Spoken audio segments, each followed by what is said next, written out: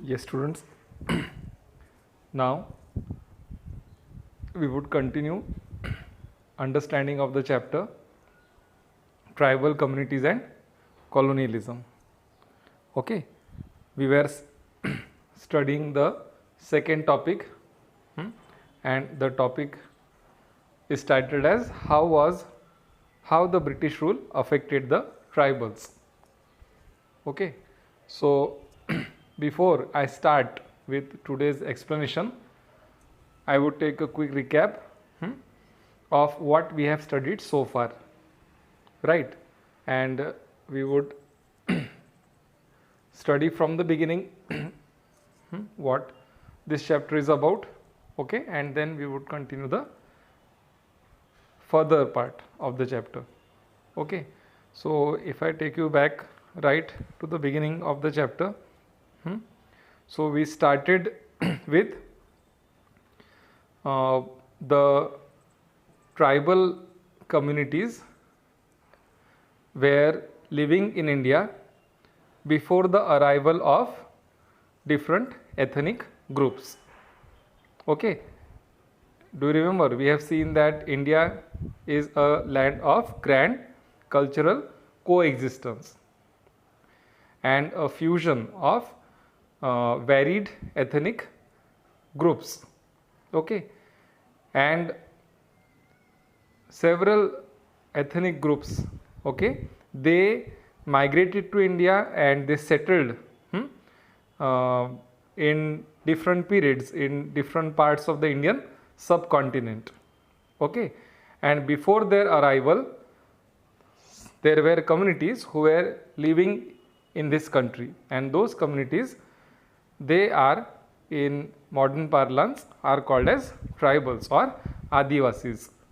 Okay, and we have seen that these Adivasi communities, they were having their own system of government, of administration of justice, of political and social institutions, socio-political institutions, their customs, practices, way of living. Okay, and with the advent of the British, what happened? This situation, it underwent a change. Okay, so this lesson is about that the lifestyle of the Adivasis. First we have studied, okay, the lifestyle of the Adivasis, okay, and then how the lifestyle was affected by the British rule, and third part is the response. Okay, so we have already come till the second part of the chapter. We have studied the lifestyle of the Adivasis, okay, but still I'll take a revision of that also. Okay, what we have studied about the lifestyle of the Adivasis, okay, that is called as a tribal way of life. Okay, students, here we have seen that first of all, what is the word? Literally the word means what? Adivasi, it means the original inhabitants or people of the land. Okay, and in India there are about 6 to 7 crores of Adivasis. Okay, yes, and then we have studied the different sources for knowing the history of the Adivasis. There we have seen that sources like which are transferred from one generation to another generation, that is orally, they are the folklore. Okay, and there are other sources also like ballads also, folklore and ballads, and then there are other sources like government documents, okay, inquiry commission reports, and the judgments of the inquiry commission reports, okay, or the individual peasant petition, administrative proceedings. So these are the different sources, okay, they serve as important sources for knowing the history of the tribals. Okay, now means how do we come to know about the history that we have seen? And yes, what about the society? This we have seen that they the tribals, they do not have the rigid social divisions. Okay, unlike other communities, they did not have rigid social divisions. In fact, they believed in equality. Okay, and all the members of the tribe, they owned land, and they led a nomadic life. Okay, so about occupations, what we have studied about their occupations and the economy. Okay, see, about occupation, students, we have studied mainly that their occupation is where they were living. They were living in inaccessible and remote highlands, okay, and desolate forest. So their primary occupation, students, was collecting the forest produce and hunting animals. Okay, and we have seen example. Do you remember the names of different community, students, of the tribals? Okay, suppose in the central India, the Begas, okay, and the Khonds of Odisha, or Odisha, where they went for collective hunting, and fishing and collecting the forest produce, okay, which included the edible roots and edible fruits, and the forest produce was also used for medicinal purpose, isn't it? This we have studied. Then we have studied about another group of tribal students. Though I have said this earlier also, that they are not concentrated in one region. They are spread in different parts in India. Like the Andhra Pradesh, Lambadis are there. Okay. Then in Gujarat, we have studied about the Bhils in southern Gujarat. And up north, we have studied about the One Gujars in Punjab Hills. Then the Gaddis in Himachal Pradesh, the Bakarwals in Kashmir. Okay. Then in the northeast also the tribal communities existed. I mean, of course, now also they exist. So here we are seeing that they have settled, or they are settled in different parts of the country. Okay. So yes, talking about their occupation, these those like the One Gujars in Punjab Hills, okay, or the Gaddis in Himachal Pradesh, or the Labadis in Andhra Pradesh, okay, or the Bakarwals in Kashmir. Their occupation, what we have studied, that they practiced pastoralism. What they practiced? Pastoralism. Okay, and after that we have seen that about shifting cultivation also. The tribals who were living in the highlands and forests, forested regions were in the northeast and central India, they practiced shifting cultivation. There we studied about jhum cultivation. Do you remember? Shifting cultivation or jhum cultivation. Today, students, maybe we'll have to cover whatever we have studied today. Okay, and I am trying to cover each and everything what we have studied.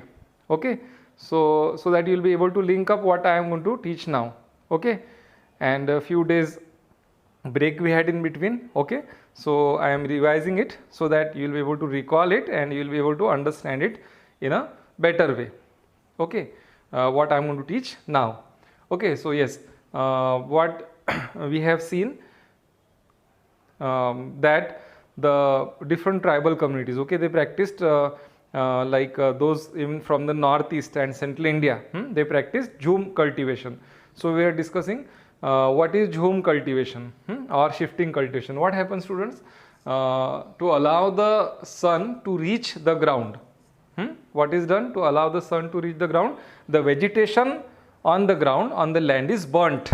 Okay, and the tree tops, they are cut. Okay, then the ash, okay, it is scattered. Okay, the ash is used as to fertilize the land. The ash is used to fertilize the land, and the seeds are scattered on the land which is furrowed with the help of a hoe. Okay, and this is what the cultivators do, the shifting cultivators. And then when the harvest is ready, okay, after the harvest, the land is left fallow for several years. Okay, this we have seen what is called as jhum cultivation. Okay, yes. So we are seeing that different occupations of the tribals, like they were mainly like forest produce they were collecting, hunting animals, and pastoralist also, and now jhum cultivators also. Okay, there were other tribal groups also who did odd jobs, like what, like collecting the forest they were odd jobs, like they were constructing roads, or carrying loads, okay, or working in the fields of the peasants. Okay, and about economy, what we have studied, that what they were, what means the valuable forest produce, they bartered for the essential commodities. Okay, and at times they also purchased goods from the traders. Okay, this we have studied about the occupation. So students, see, this is about their society, their occupations and their economy. Okay, yes. So this is part of like now the tribal way of life that we have been we have understood what is the tribal way of life. Okay, where we have studied about their occupations, we have studied about their society, we have studied about their economy. Okay, then the next part is the first topic was over there. Okay, and then we started with the second topic, that how the British rule, it affected the tribal. This is the second part about the lesson. See, the as means the tribal areas, they came under the British influence as the British rule expanded. Many tribal areas, they come under the influence of the British rule as the British rule expanded. Okay, and the Christian missionaries, okay, the British officials, the planters, the Tikadars, the moneylanders, the zamindars, okay, they encroached upon tribal habitations, and this resulted in a number of problems. Okay, now see, though administering the tribal areas was tough, administering the tribal areas for the colonial rulers was tough, yet they succeeded in gaining access and control. Okay, they were successful in gaining access and control over the resources in these areas where the tribals were living. So they were able to get access and control over the resources in these areas. And the main aim of the tribals, of the Britishers, was that the tribals should be kept away from the mainstream, so that they will not rebel against them. Okay, so this we are studying about the rule, the effect of the British rule on the tribals. So here we started studying about the effect of the British rules on, first of all, on whom, students? On the tribal chiefs. What? We started the studying of the effect of the British rule on the tribal chiefs. Okay, see, excuse me.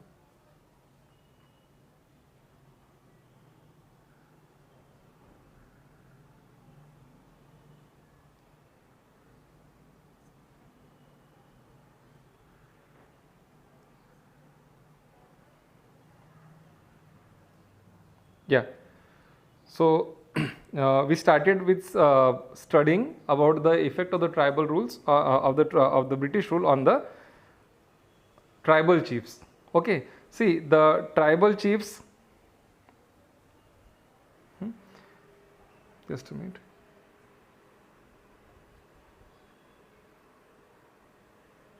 Yes, the tribal chiefs we started with. The tribal chiefs, they enjoyed significant power during the pre-colonial period. Okay, like they enjoyed economic power as well as legislative power.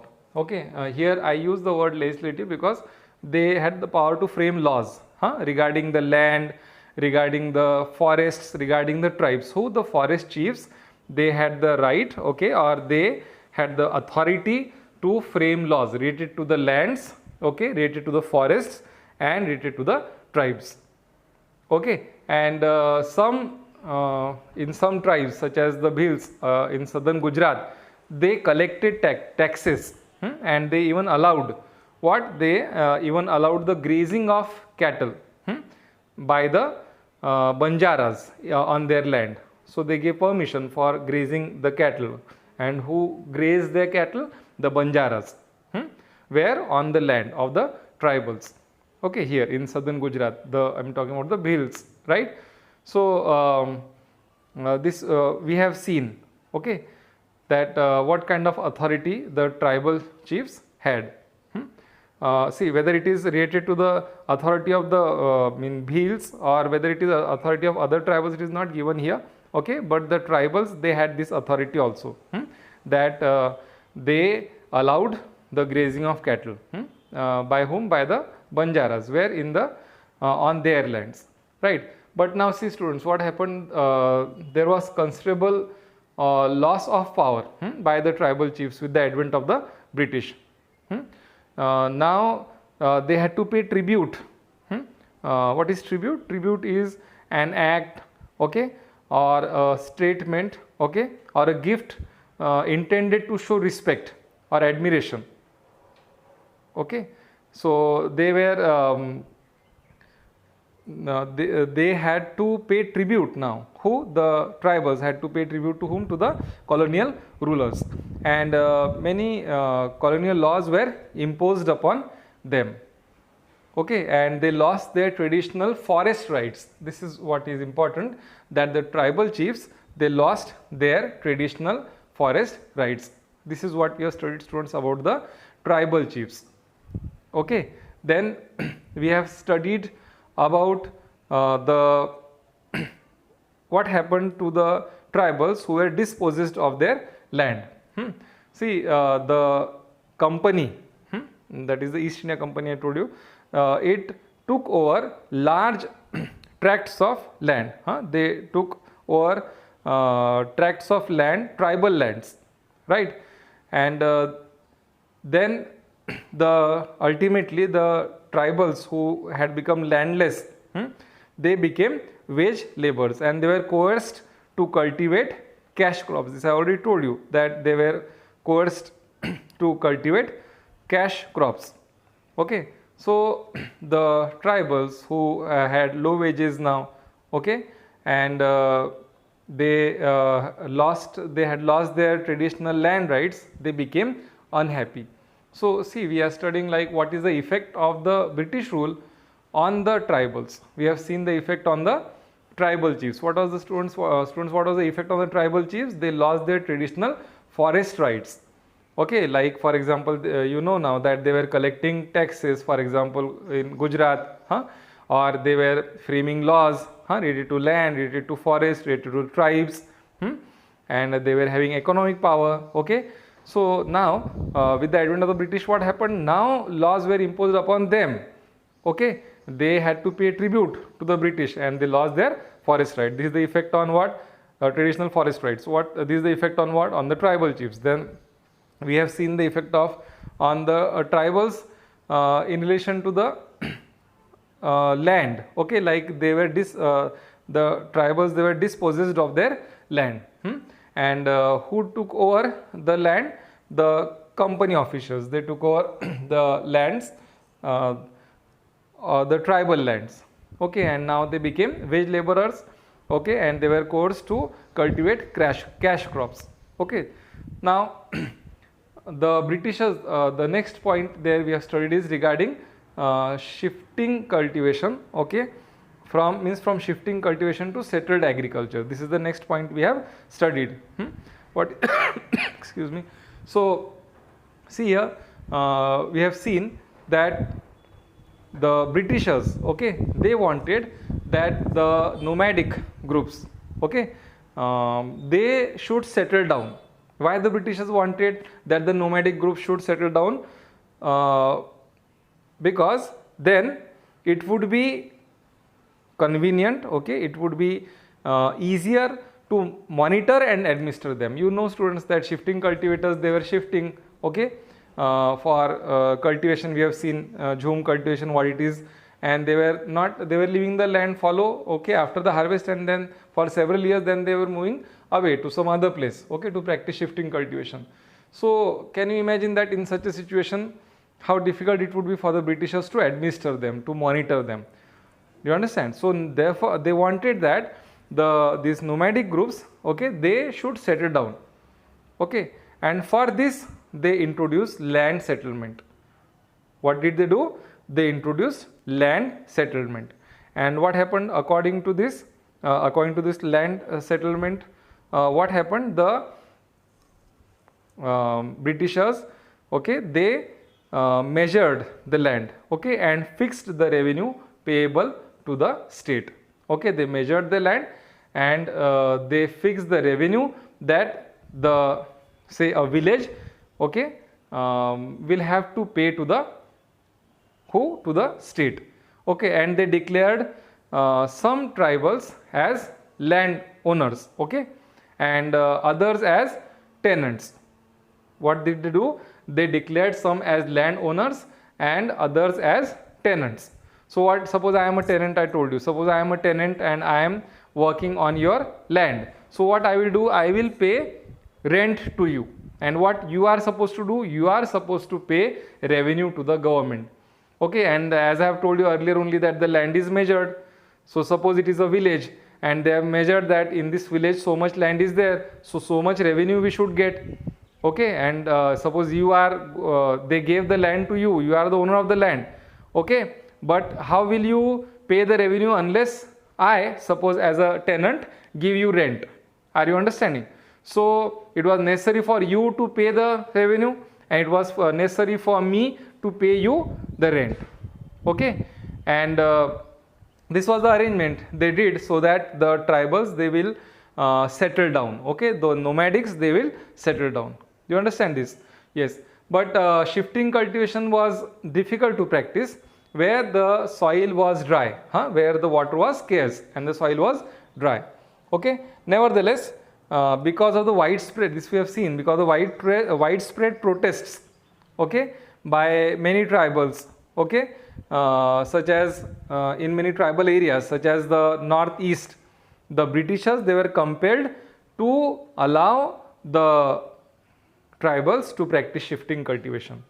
Okay, so here we have seen that when the tribals, they protested, okay, where there was a widespread protest, as one example of northeastern region is given of India. So the Britishers, they allowed them to practice shifting cultivation. Okay, so this is till where we have finished, okay, so far in this chapter.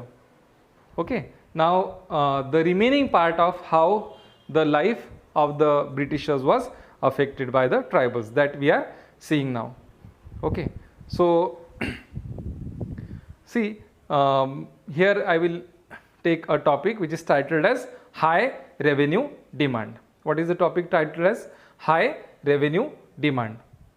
Okay, so here we will see that all the tribal groups, they were not deprived of their land.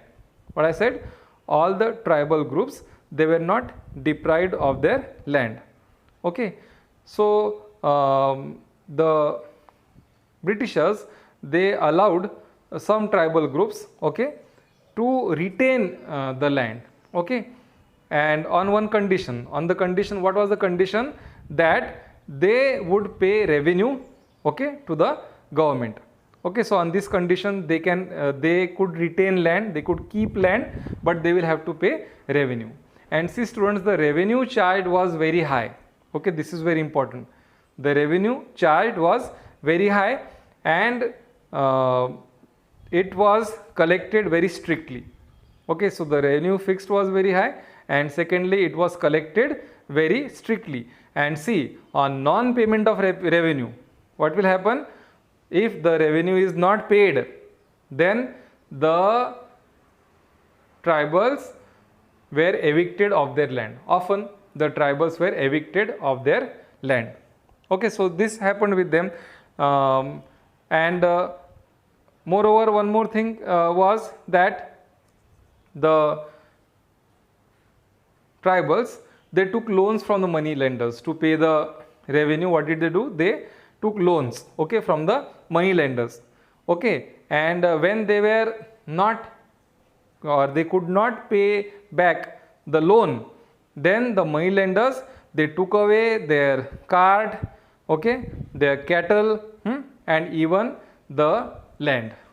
This, and as a result, the tribals, they were pushed into forced labor or bet begari. What it is called as bet begari. or it is labor without pay, that they will have to labor, they will have to work, but they will not be paid. What will happen? They will not be paid for it.